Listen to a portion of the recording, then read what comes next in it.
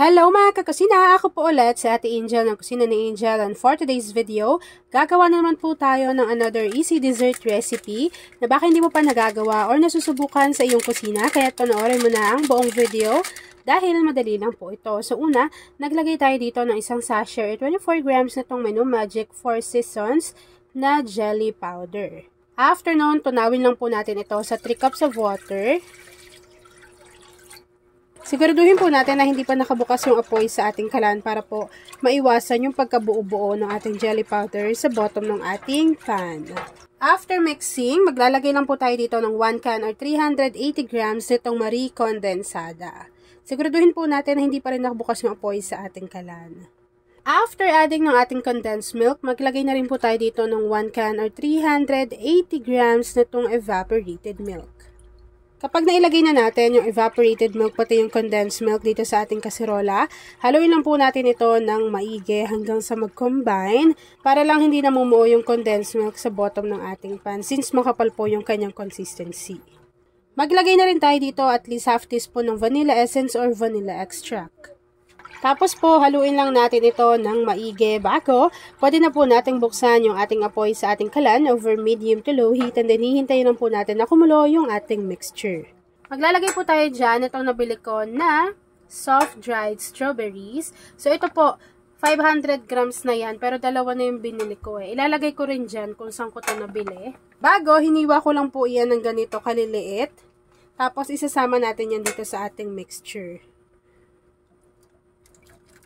Kapag nailagay na natin dyan yung ating soft-dried strawberries, haluin lang po natin ito ng maigi. Hintayin na natin yung kumulo and then after po nun, ready na tayo sa pag-assemble ng ating dessert recipe. So habang hinahalo ko yan mga kakusina at hinihintay po na kumulo, please don't forget to like and follow yung ating Facebook page, Kusina ni Angel. Kung meron kang Instagram, paki-follow na rin ako doon, Kusina ni Angel. At kung gusto mong matuto pa ng iba pang mga recipes o kaya naman gusto mong mag-share ng mga niluluto mo everyday, pwede kang sumali sa ating Facebook group. Andyan lang po yan sa ating Facebook page. Sa pag-assemble ng ating recipe, meron tayo dito ang take 750 ml na microwavable tub. And then, kakailanganin natin dito ng graham crackers. Bale, kung paano ko po i-assemble yung ating recipe, ganun lang din yung gagawin ninyo sa iba pa nating microwavable tub. So, una po naglagay tayo dyan ng 2 piraso ng graham crackers. Maglagay lang tayo ng konting mixture.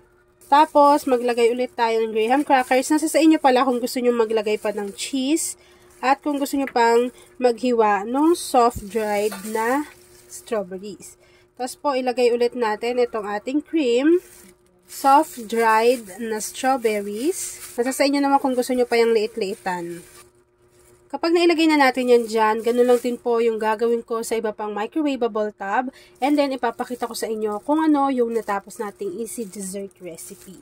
Kapag na-assemble na po natin to dito lahat, hihintayin lang natin yan lumamig, mag-set at mag-firm. And then after po nun, ipapakita ko lang sa inyo kung ano yung natapos nating easy dessert recipe.